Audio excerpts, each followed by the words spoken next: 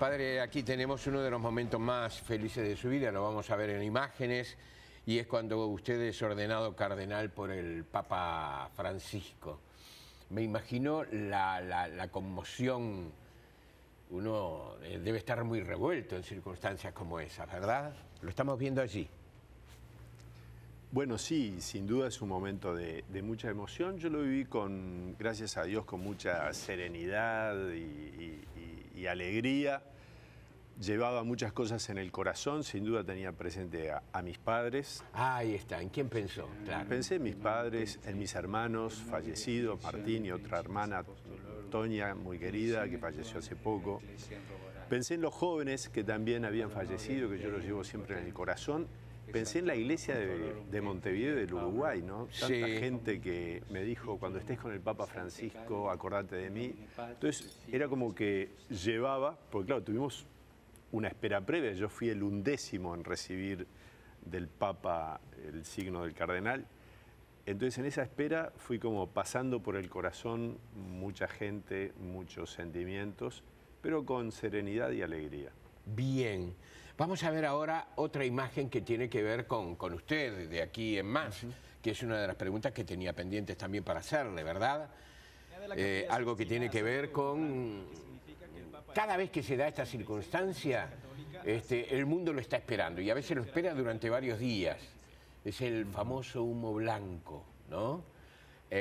Usted va a estar en esa circunstancia en la próxima oportunidad. Y ojo, el Papa Francisco ha dicho que tal vez su papado sea breve. Ha hablado de 3, 4 o 5 años en reportajes recientes. ¿Cuál es la función del cardenal? La función más importante del cardenal es precisamente esa de elegir al nuevo papa.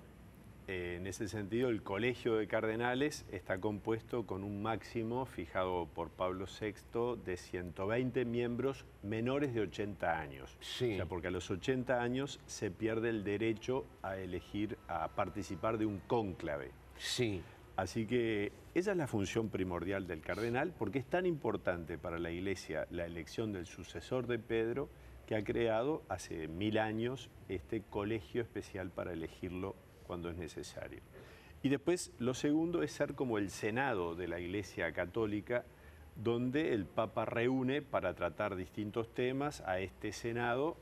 Bueno, lo reúne cuando él lo desea, o sea, no es que haya unas reuniones fijadas de antemano, sino que el Santo Padre convoca al colegio de cardenales en lo que se llama un consistorio, que es cuando se reúnen los cardenales para asesorar al Papa en algún tema. Bien. Padre, muchas veces se ha hablado de los secretos de la Iglesia, ¿verdad? Se la ha comparado con el Kremlin de la Unión Soviética, como una cosa muy secreta, donde ocurren cosas, donde hay conspiraciones. Se ha hablado de envenenamientos de papas. Discúlpeme, estos no son temas que de repente le resulten gratos, pero se corresponden con la realidad. ¿Cómo es ese mundo interno?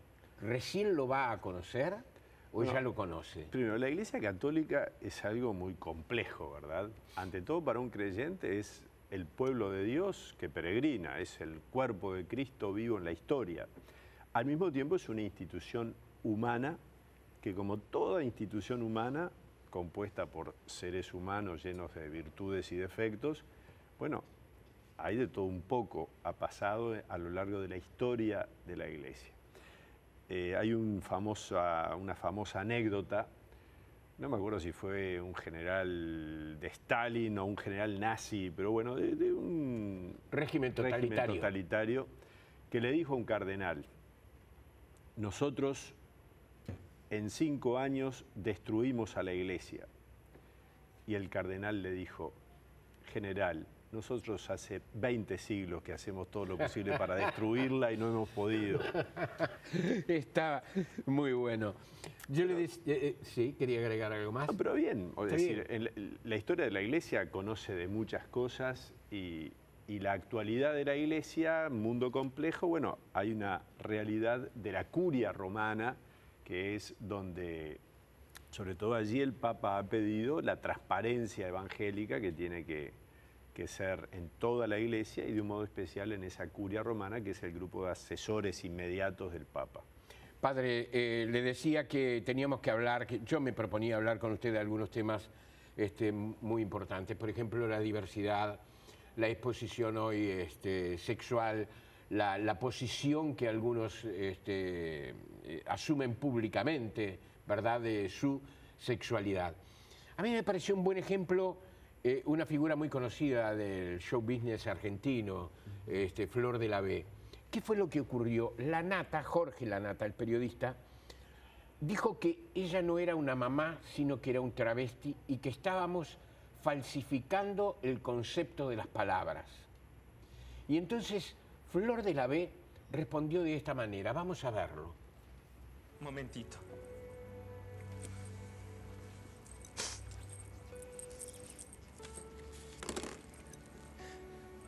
Mi nombre es Florencia Trinidad, madre de Paul e Isabela Goicoechea, señora del doctor Pablo Alejandro Goicoechea, mujer y argentina.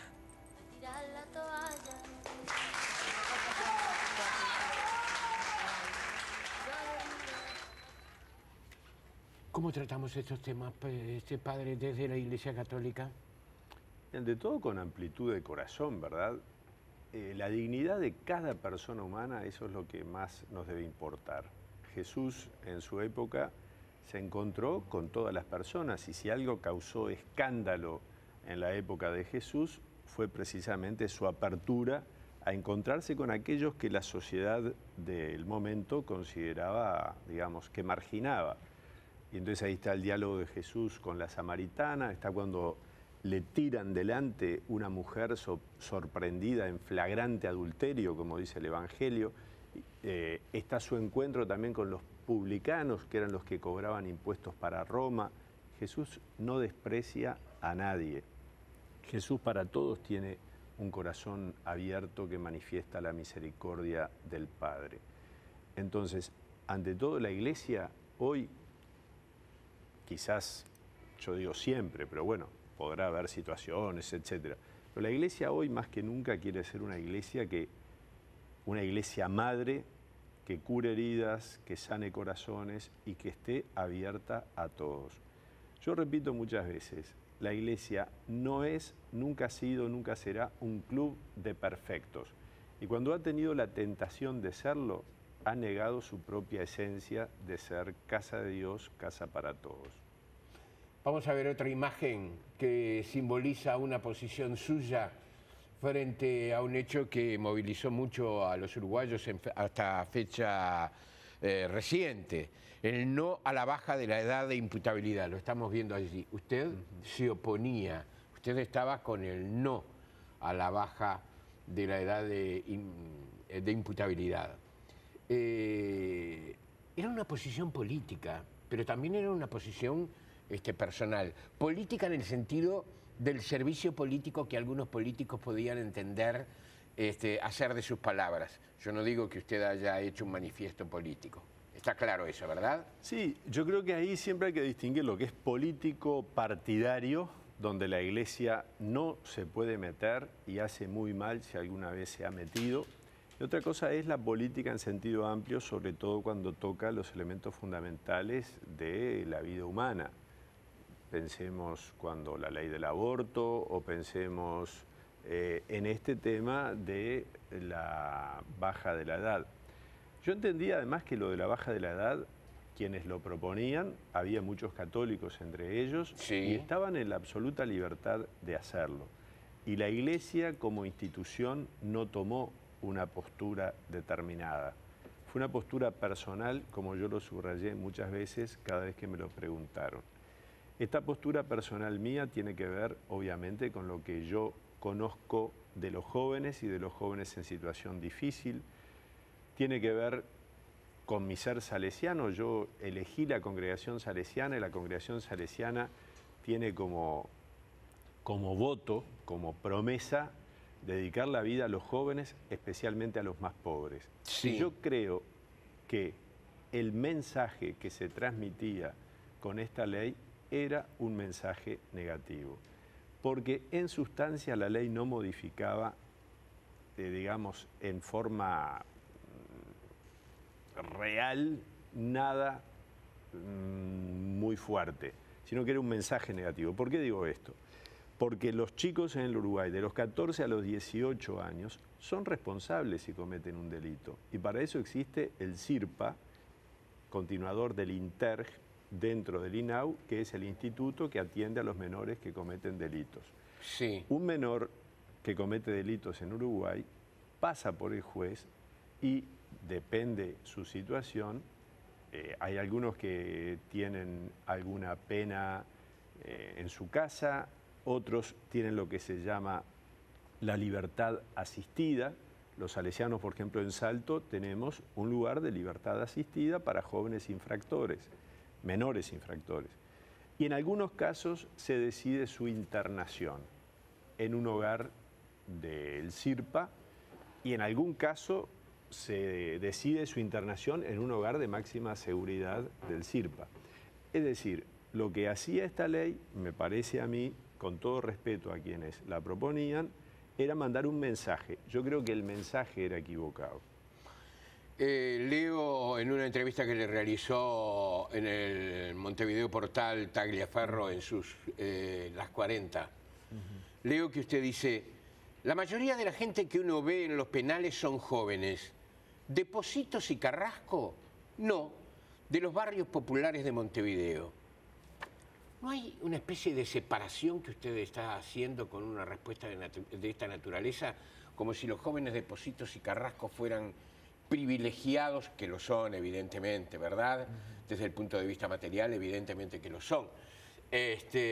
Con respecto a la gente de los barrios populares, estoy hablando de esa división, ¿verdad? Que a veces precisamente yo creo que la ley marcaba esa división y era un mal mensaje en esos barrios. ¿Por qué? Yo he ido al hogar, no recuerdo ahora el nombre, el hogar Chimborazo, de la calle Chimborazo. El año pasado fui 3 veces, sí. 2 o 3 veces. Son todos menores infractores entre 14 y 15 años, sí, de todo el país. Hay cada historia de dolor y subrayo, debe serla, sí. Además, el hecho de lo bien que yo percibí en esas 2 visitas o 3, lo bien que están trabajando en ese lugar. Me hicieron un reportaje de radio, que incluso lo subieron a un blog, donde me hicieron preguntas muy incisivas, tanto como las de Jorge Traverso. Ah, sí. Pero a lo que iba, esos chicos son todos los que yo vi, eran obviamente chicos de familias en dificultades y de barrios problemáticos. No eran chicos, digamos, que tuvieran una vida más regalada o más cuidada. Ahí está. Entonces, lo que yo quise señalar es eso, porque mi vida es para todos ahora. Cuando yo me consagré como salesiano, fue dedicada especialmente a los jóvenes y de entre los jóvenes a los más pobres.